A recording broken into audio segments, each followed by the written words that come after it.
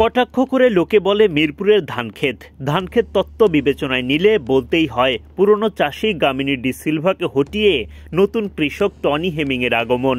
দায়িত্ব নেওয়ার পরপরই আদা জল খেয়ে নেমে পড়লেন টনি। খুঁটিয়ে খুঁটিয়ে দেখেন মিরপুরের ঘাস মাটি, মাঠকর্মীদের সাথেও চলে লম্বা সময়ের আলাপ।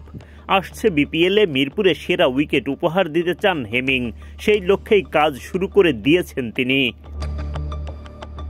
আগের দিন ঢাকায় পা রেখে পরদিনই মিরপুরে চলে এলেন বাংলাদেশ ক্রিকেট বোর্ডের নতুন প্রোগ্রাম টার্ফ ম্যানেজমেন্টের প্রধান টনি হেমিং। শুরুতেই চলে যান হোম অব ক্রিকেটের একাডেমি মাঠে, যেখানে শান্ত মিরাজ লিটনরা প্র্যাকটিস করে নিজেদের প্রস্তুত করে থাকেন।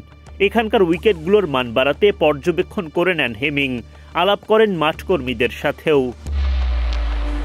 বিসিবির ব্যয়বহুল প্রকল্প গ্রিন হাউসও ঘুরে দেখেন হেমিং। বৈরী আবহাওয়ায় এখানে প্র্যাকটিস করে থাকেন ক্রিকেটাররা। আরও কিছু কাজ এখনও বাকি। ক্রিকেটারদের চাহিদা মাথায় রেখে গ্রিন হাউসের উইকেটগুলো ঠিকঠাক করবেন এই অভিজ্ঞ কিউরেটর।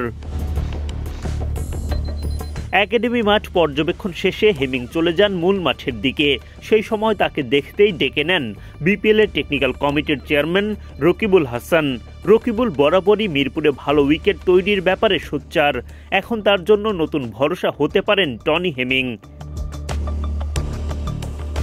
মিরপুরের উইকেট নিয়ে সমালোচনা অনেক দিনের। বোলারদের জন্য স্বর্গরাজ্য, আর ব্যাটারদের জন্য নরকতুল্য এই উইকেট। সামনে যেহেতু বিপিএল এর মতো টি-20 টুর্নামেন্ট, যেখানে রানের উৎসব দেখতে চান ভক্তরা, সেই দিকগুলো মাথায় নিয়েই কার্যক্রম শুরু করে দিয়েছেন টনি।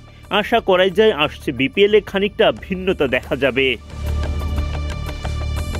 টনি হেমিং এর আগেও বাংলাদেশে কাজ করেছেন। সিলেট আন্তর্জাতিক স্টেডিয়ামের প্রধান কিউরেটর হিসেবে বেশ সুনাম ছিল তার। তবে হুট করে বিসিবির চাকরি ছেড়ে চলে যান পাকিস্তানে।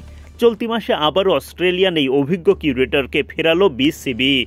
এবার তিনি কাজ করবেন টার্ফ ম্যানেজমেন্ট প্রোগ্রামের অধীনে। সেখানে তার মূল কাজ হবে বাংলাদেশের সবগুলো আন্তর্জাতিক মাঠের পিচ দেখভাল এবং কিউরেটরদের প্রশিক্ষণ দেয়া। গামিনী যুগ পেরিয়ে হেমিংয়ের অধীনে উইকেটগুলোর চরিত্র বদলায় কিনা সেটাই এখন দেখার বিষয়।